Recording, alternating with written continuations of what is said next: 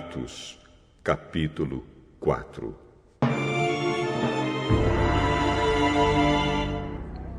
Pedro e João ainda estavam falando ao povo quando chegaram alguns sacerdotes, o chefe da guarda do templo e alguns saduceus. Eles ficaram muito aborrecidos, porque os dois apóstolos estavam ensinando ao povo que Jesus havia ressuscitado e que isso provava que os mortos vão ressuscitar. Então prenderam os dois e os puseram na cadeia para ficarem lá até o dia seguinte, pois já era muito tarde. Porém, muitas pessoas que ouviram a mensagem creram. E os homens que creram foram mais ou menos 5.000. No dia seguinte, reuniram-se em Jerusalém as autoridades dos judeus, os líderes do povo e os mestres da lei. Nessa reunião estavam também Anás, que era o grande sacerdote, Caifás, João, Alexandre e os outros que eram da família do grande sacerdote. As autoridades puseram os apóstolos em frente deles e perguntaram: com que poder, em nome de quem vocês fizeram isso? Então Pedro, cheio do Espírito Santo, respondeu: autoridades e líderes do povo, os senhores estão nos perguntando hoje sobre o bem que foi feito a este homem e como ele foi curado. Pois então os senhores e todo o povo de Israel fiquem sabendo que este homem está aqui completamente curado pelo poder do nome de Jesus Cristo de Nazaré, aquele que os senhores crucificaram e que Deus ressuscitou. Jesus é aquele de quem as Escrituras Sagradas dizem: a pedra que vocês, os construtores, rejeitaram, veio a ser a mais importante de todas. A salvação só pode ser conseguida por meio dele, pois não há no mundo inteiro nenhum outro que Deus tenha dado aos seres humanos, por meio do qual possamos ser salvos.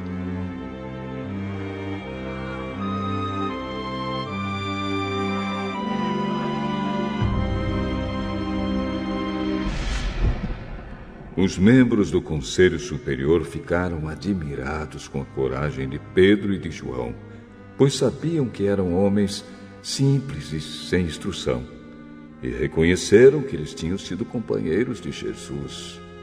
Mas não podiam dizer nada contra os dois, pois o homem que havia sido curado estava ali de pé, junto com eles. Em seguida mandaram que Pedro e João saíssem da sala do conselho e começaram a discutir o assunto. O que vamos fazer com esses homens? Pois todos os moradores de Jerusalém sabem que eles fizeram um grande milagre, e nós não podemos negar isso. Mas, para não deixar que a notícia se espalhe ainda mais entre o povo, vamos ameaçá-los, a fim de que nunca mais falem com ninguém a respeito de Jesus. Então chamaram os apóstolos e ordenaram duramente que não falassem nem ensinassem nada a respeito de Jesus. Mas Pedro e João responderam: os senhores mesmo julguem diante de Deus. Devemos obedecer aos senhores ou a Deus? Pois não podemos deixar de falar daquilo que temos visto e ouvido.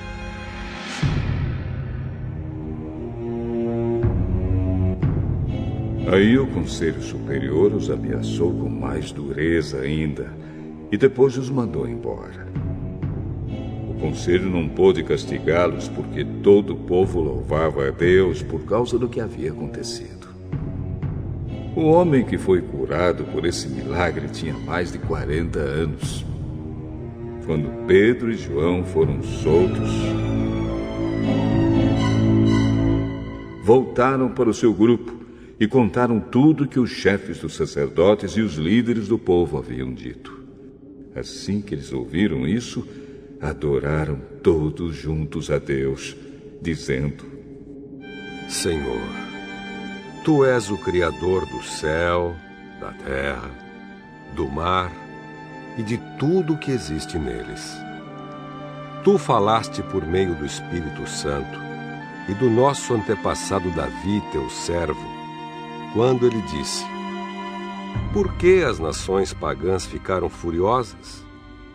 Por que os povos fizeram planos tão tolos? Os seus reis se prepararam e os seus governantes se ajuntaram contra o Senhor Deus e contra o Messias que ele escolheu. De fato, Herodes e Pôncio Pilatos se juntaram aqui nesta cidade, com os não-judeus e com o povo de Israel, contra Jesus, o teu dedicado servo, que escolheste para ser o Messias. Eles se reuniram para fazer tudo, o que pelo teu poder e pela tua vontade já havias resolvido que ia acontecer. Agora, Senhor, olha para a ameaça deles. Dá aos teus servos confiança para anunciarem corajosamente a tua palavra. Estende a mão para curar, a fim de que, por meio do poder do nome do teu dedicado servo Jesus, milagres e maravilhas sejam feitos. Quando terminaram de fazer essa oração, o lugar onde estavam reunidos tremeu. Então todos ficaram cheios do Espírito Santo e começaram a anunciar corajosamente a palavra de Deus. Todos os que creram pensavam e sentiam do mesmo modo. Ninguém dizia que as coisas que possuía eram somente suas, mas todos repartiam uns com os outros tudo o que tinham. Com grande poder, os apóstolos davam testemunho da ressurreição do Senhor Jesus, e Deus derramava muitas bênçãos sobre todos.